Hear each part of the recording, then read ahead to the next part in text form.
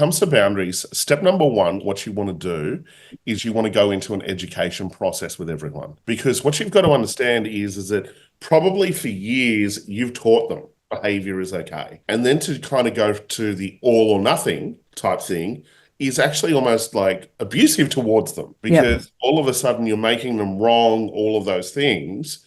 So the first step is an education process.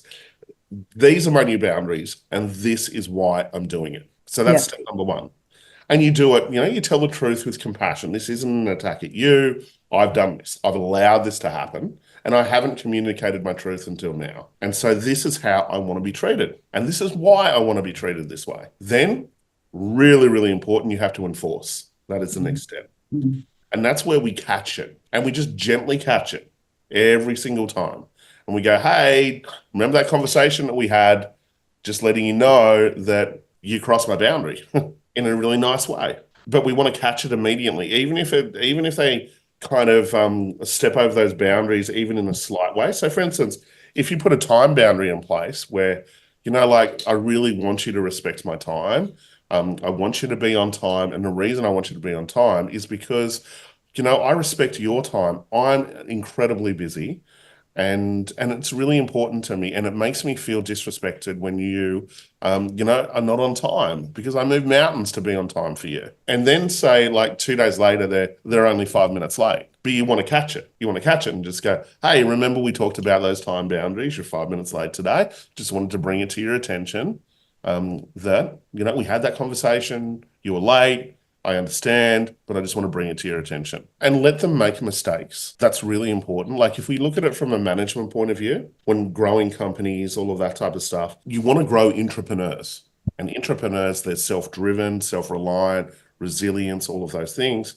And that's where you come from a management style of more outcome focused, where this is a project, go and do it. Instead of going, do this, do this, do this, do this.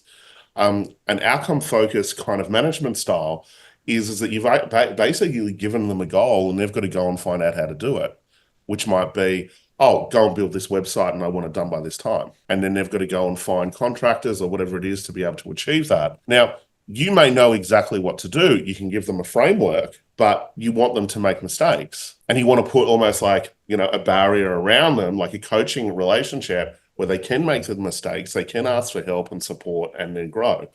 The challenge is if you're a bit of a perfectionist, what can happen is that you can jump in and go, don't worry about it, I'll do it. Now, when you do that, you've just robbed everyone of the opportunity of growth and learning and you imparting your wisdom. And so then that's an independent leader, right? They'll be independent or dependent on you. We want interdependent relationships. And then what we need to do is, like now that you're putting boundaries in place, we need to start to look at you and what you're doing with that time and really maximizing that time.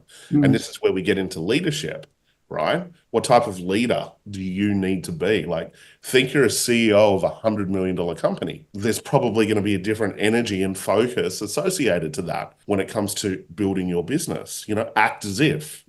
Because if you've got imagine you've got a $100 million company, you've got, teams all over the place.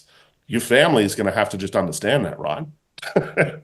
With those boundaries. But imagine you started to treat your business like that, like you are the CEO of your business. And some people are like, well, I've never been a CEO. I'm like, well, technically when you registered the ABN, you became the CEO of that entity. It's time to be the CEO. It's time to be the leader. It's time to move from a hobby type of situation to where you really show up and commit and be the leader necessary to really be able to drive growth to the next level. Like the leader that's doing 100K in their business is completely different to a leader that's doing 10 million in their business. The decision-making is different. The focus is different. The energy is different, okay? The discipline and the habits are completely different. And that's what we want to look at. We want to look at the next step and kind of like install that level of leadership and focus now. And that's why with the Troublemakers Business Breakout, we're always setting breakout goals. We're going, who's the leader you need to be? And by being that leader, what result will you get? Really, really important. That is our session for today. Bye for now, guys.